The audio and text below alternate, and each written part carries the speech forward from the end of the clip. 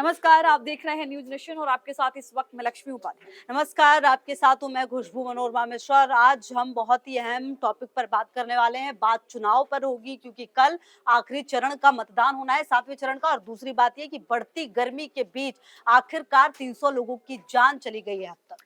बिल्कुल देखिए, 8 राज्य ऐसे हैं जहां हीट वेव का अलर्ट है। सबसे ज्यादा बिहार में हालात खराब हो रहे हैं। कई जगह लोगों की जानें जा रही हैं।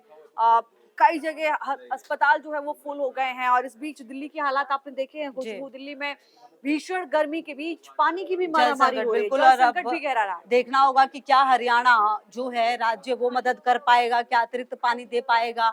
और जो स्थिति है वो यहाँ पर, और कई पॉश इलाके, आप छोटे मोटे इलाके तो छोड़ बिल्कुल दीजिए, बिल्कुल। वहां पर पानी की दिक्कत हो रही है, वहां पर लोगों की समस्याएं खत्म होने का नाम नहीं ले रही। बिल्कुल, तो देखिए जो हालात गर्मी से बन रहे हैं, इनको लेकर ये कहा जा रहा है मौसम विभाग की ओर से भी कि आने वाले 2 से 3 दिन अभी कोई राहत के आसार नहीं है। पूरा प्रिकॉशन लीजिए ताकि आप गर्मी से खुद को बचा पाएँ। कल भी हमने इस बात को लेकर आपको जानकारी दी थी, तमाम अपडेट आपके सामने रखा था, लेकिन सुबह-सुबह जो बिहार से खबर आई, कई जिले ऐसे हैं जहाँ पर 12 लोगों की बिल्कुल। मौत हो गई है, कहीं 4 लोगों की मौत हो गई है, कहीं 3 औरंगाबाद लोगों की। बहुत प्रभावित रहा औरंगाबाद है। में देखिए 20 लोग अस्पताल में एक साथ एडमिट एडमिट कराए गए कराए और गए, 10 से 12 लोगों की वहाँ जान जान चली चली गई गई है। है ना? तो इस तरीके के हालात सामने आ रहे हैं। कई जगह जो है प्रशासन भी जांच कर रहा है इन तमाम चीज़ों की और हॉस्पिटल्स में व्यवस्थाएँ की जा रही हैं, चूँकि लगातार मरीजों की संख्या बढ़ रही है, तापमान बढ़ रहा है कई जगह। अगर आप राजस्थान की बात करें तो 50 डिग्री के आसपास वहाँ पर तापमान पहुँचा बिल्कुल, हुआ है खुशबू। बिल्कुल। फलौदी तो मतलब वर्ल्ड रिकॉर्ड ही बना रहा है। और ऐसे में आप तमाम जगहों की अगर आप बात करें, राजस्थान की बात हुँ। कर ले, दिल्ली की बात कर ले, नोएडा की बात करें, गुरुग्राम की बात करें, हर जगह पर स्थिति बेकाबू होती हुई नज़र आ रही है। और देखिए, अब आईएमडी जो है वो ये कह रहा है कि 12 से 3 बजे तक आप मत निकलिए घरों से, लेकिन ऐसा संभव है नहीं। अब जिनका ऑफिस आ रहा है, जिनको काम करना है, वो निकलेंगे ही, लेकिन अब इसी निकलने के बीच में आपको ही अपना ध्यान रखना होगा कि बिल्कुल। आप किस तरह से अपने आप को कवर करके निकले कि आपको धूप की सीधी किरणें जो है वो ना लगे। दिल्ली के मुंगेश्वर में आपने देखा कि 52 डिग्री हाँ, सेल्सियस दर्ज हुआ। हाँ, हालांकि मौसम विभाग ने बाद में कहा कि कुछ टेक्निकल इशू टेक्निकल था, फॉल्ट लेकिन है। 50 के आसपास तो टेम्परेचर दर्ज हो ही हो रहा ही है रहा है, खुशबू, बिल्कुल, बिल्कुल। मोस्टली 50 जगहों के पर। डिग्री तो हो ही रहा है, तो मतलब आप समझ के रखिए स्थिति हुँ। बहुत खराब है। अगर आप ये सोच रहे हैं कि 1-2 दिनों में बारिश हो जाएगी, मौसम खुशनुमा हो जाएगा, तो ये भी गलतफ़हमी निकाल दीजिए, क्योंकि जहाँ पर मानसून आना है, केरल की अगर आप बात करें, तो वहाँ पर भी अभी स्थिति मानसून वाली नज़र नहीं आई है। बिल्कुल, तो देखिए आपको तमाम सावधानियाँ बरतनी होंगी। इसके साथ खुशबू ने कहा कि हम इलेक्शन पर भी बात करेंगे, जी। चूँकि बेहद महत्वपूर्ण दिन है। कल पूर्ण आहुति कह सकते हैं इस महायज्ञ में जी। पड़ेगी, चूँकि कल अंतिम चरण का चुनाव होना है, 57 सीटों पर इलेक्शन होना है। और ये चरण बेहद महत्वपूर्ण हो जाता है खुशबू, क्योंकि जी, यहाँ से देश के प्रधानमंत्री नरेंद्र मोदी की सीट पर भी इसी चरण में चुनाव होना है। बिल्कुल। और भी तमाम ऐसी हॉट सीटें, चाहे हम हुँ, गोरखपुर की बात करें जो कि हुँ। मुख्यमंत्री योगी का गढ़ है, जी। उनकी भी परीक्षा इस सीट में हो जाएगी। जिन यूपी में 13 सीटों में इलेक्शन होगा, हुँ। उनमें से 6 सीटें इसी संभाग की बिल्कुल, देखने को मिलेंगी। बिल्कुल। तो आप बनारस की बात कर ले, गोरखपुर की बात कर ले, मीसा भारती का जो सीट है उस पर, पाटलिपुत्र, हाँ, उसकी पाटलिपुत्र, बात कर ले आप, पाटलिपुत्र की। तो कई अहम है, अनुराग ठाकुर की सीट है, कंगना रनौत जो मंडी की हमीरपुर, सीट पर है, हमीरपुर, हमीरपुर से मंडी, अनुराग ठाकुर हैं। बिल्कुल। तो हुँ, मंडी से कंगना रनौत है। तो कई ऐसी हॉट सीट हैं जिसका ज़िक्र हम करने वाले हैं, क्योंकि देखिए, जो हुँ। अंतिम चरण की अगर आप बात करें, तो उससे पहले पीएम जो है वो पहुँच चुके हैं कन्याकुमारी, सियासत उस पर भी काफ़ी तेज़ हो गई है।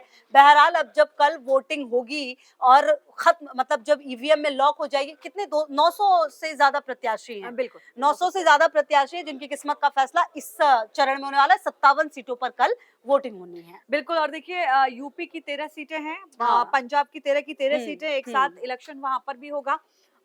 पश्चिम बंगाल की 9 सीटों पर इलेक्शन होगा। और सबसे बड़ी बात ये कि पश्चिम बंगाल की जो सीट है बेहद महत्वपूर्ण, ममता बनर्जी के अभिषेक भतीजे भी बनर्जी जी। वहाँ से जी। जो है चुनावी मैदान में हैं, तो उनकी साख पर भी साख दांव पर लगी हुई है। हम्म। इधर मीसा भारती का पाटलिपुत्र से आप जिक्र कर रही हाँ। थी, वो लगातार 14 और 19 में हार चुकी हैं रामगोपाल से, बिल्कुल। और इस बार भी वही आमने-सामने हैं, तो वहाँ पर क्या हम्म। स्थिति होगी इस पर भी नज़र रहेगी। रविशंकर प्रसाद जो है वो बयान इस पर दे चुके हैं। उनका बयान भी महत्वपूर्ण हो जाता है। खासकर जो सबसे बड़ी और पहली निगाह होगी वो वाराणसी पर ही होगी खुशबू। बिल्कुल, बिल्कुल, वाराणसी पर होगी, क्योंकि देखिए वाराणसी में जो लक्ष्य है, हुँ, वो ये रखा गया है कि 10 लाख का अंतर हो इस बार। मतलब इस हुँ, बार बनारस में ये बात नहीं हो रही कि जीत और हार हो, इस बार ये बात हो रही है कि कितने मतों का अंतर होना चाहिए, और बिल्कुल। उसे भव्य बनाने की तैयारी बीजेपी की तरफ से की गई है। पूरी की बिल्कुल। पूरी और कोशिश उसका की एक गई है। रीज़न भी है खुशबू। देखिए हुँ, 2014 और 19 प्रधानमंत्री नरेंद्र मोदी का जो वोटों का जो आंकड़ा है उसको आप देखिए, और अजय राय का जो वोटों का आंकड़ा रहा हुँ, है वो आप देखिए। अजय राय के लिए ये कहना गलत नहीं है, क्योंकि वो 9 से लगातार यहाँ लड़ रहे हैं और जी। हारते जा रहे हैं। तो वो हार की हैट्रिक भी आप कह सकती हैं। हम्म 14 में 75,000 प्लस उनको वोट मिले थे। हम्म 19 में ये आंकड़ा 1.5 लाख के आसपास, मतलब 1,52,000 के आसपास हम्म पहुंच गया था। और इधर आप अगर प्रधानमंत्री नरेंद्र मोदी के वोटों का आंकड़ा देखेंगी तो 2014 में ये 5 लाख प्लस था, जो कि हम्म 2019 में 6 लाख 6 लाख प्लस हो प्लस गया, हो गया था। है ना? तो अब इसको 10 लाख करने का, जैसा कि आपने कहा कि बिल्कुल 10 लाख करने की पूरी कोशिश है।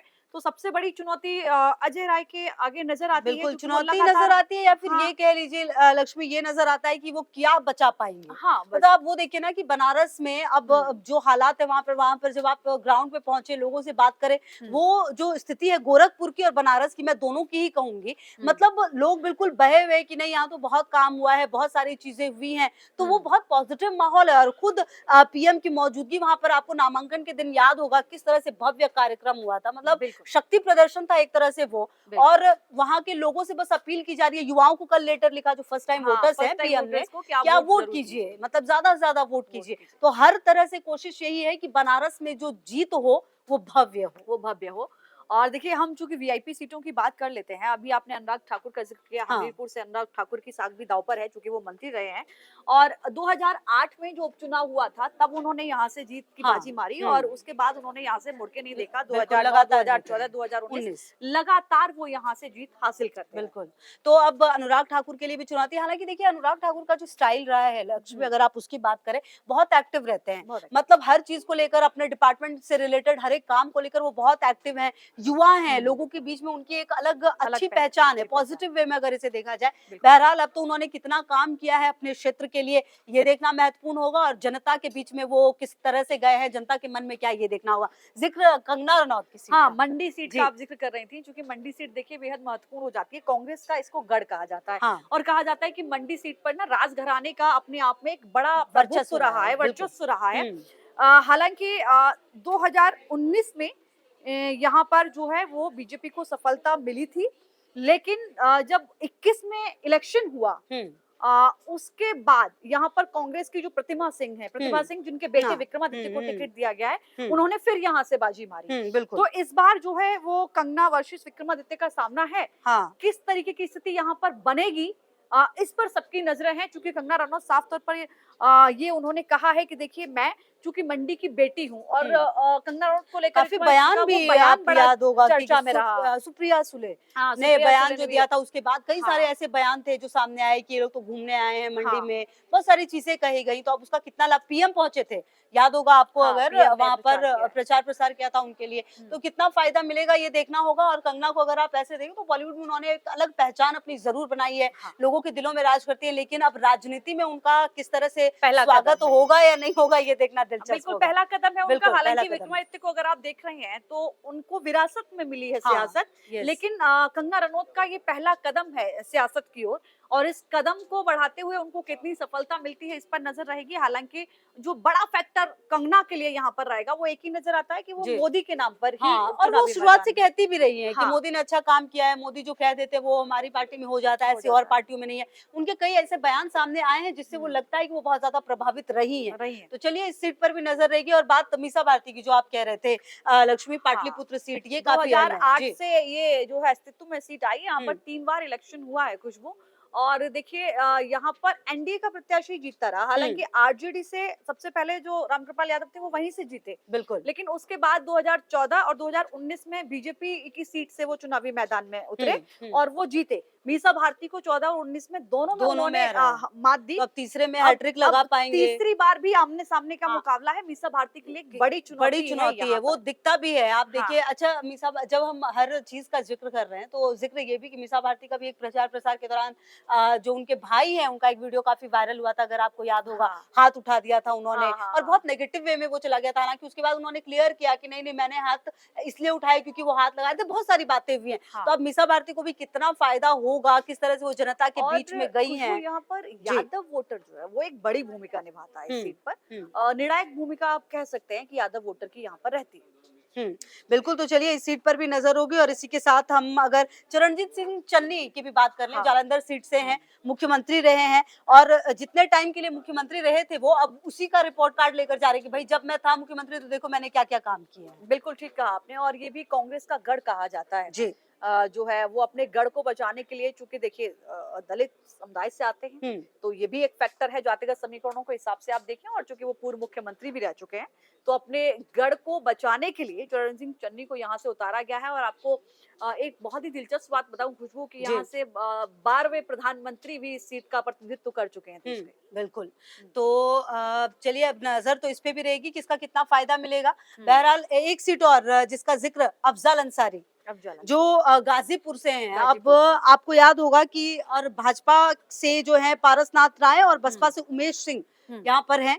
तो क्या लगता है अफजल अंसारी की जो भूमिका रही है इस पूरे, आप पिछले कुछ समय से देखिए सपा की तरफ से लड़े, कितना सपोर्ट मिल पाएगा ये भी देखना दिलचस्प है। बिल्कुल, देखिए यहाँ पर इस बात से आप डिनाई नहीं कर सकते हैं कि मुस्लिम वोटर एक निर्णायक भूमिका निभाता है, एक बड़ी भूमिका उसकी रहती है। और जो हाल ही में हमने देखा है हाँ। मुख्तार अंसारी को लेकर हम्म। जो चीजें सामने आई हैं, तो उसका फैक्टर थोड़ा बहुत यहाँ पर नजर निश्चित तौर पर दिखेगा खुशबू, इसमें आप इनकार नहीं कर सकते। बिल्कुल, तो चलिए ये कुछ और सीटें एक रही। सीट और जी, जी। खुशबू भटिंडा की, हम भटिंडा की बात कर लेते हैं, जहाँ से हरसिमरत कौर मैदान में हरसिमरत है, कौर, है ना? हाँ, तो हाँ। वो भी एक बड़ी सीट है। चूंकि शिरोमणि अकाली दल हमेशा से, आप 27 सालों से आप देखिए कि एनडीए का हिस्सा रहा। इस बार यहाँ पर जो है समीकरण बदल रहे हैं। पंजाब में पहली दफा हम इतने सालों के बाद देख रहे हैं कि एनडीए का हिस्सा नहीं है अकाली दल, अलग चुनावी मैदान में तो है। वो कितना तो इसका फायदे कितना और इम्पैक्ट कितना पड़ेगा। नुकसान होगा। और पिछली बार अगर जहां तक मैं सही हूं, तो मात्र यहाँ 21,000 वोटों का डिफरेंस रहा था कांग्रेस और हरसिमरत कौर के बीच, कांग्रेस प्रत्याशी और हरसिमरत कौर के बीच सिर्फ 21,000 वोटों का डिफरेंस था खुशबू।